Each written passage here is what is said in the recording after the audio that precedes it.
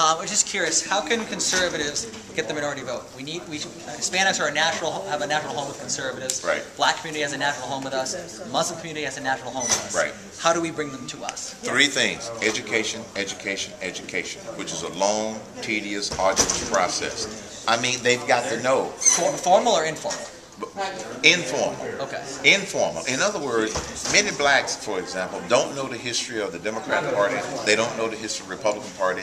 The Democrat Party started the KKK to intimidate blacks who were Republicans. The first half of the 1900s, most blacks voted Republican because it was an evolution of the party of Lincoln. Yes, many of them don't know that. And so what happened was, during the 50s, when black people in America were fighting for civil rights, in 1958, they debated the first Civil Rights Act.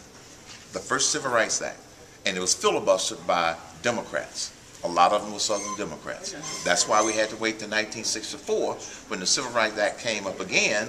And this time, the Republicans were the ones who pushed it across the finish line. If you look at the vote on the Civil Rights Act of 1964, there were more Democrats in Congress than there were Republicans. But a larger percentage of Republicans voted for it than the percentage of Democrats.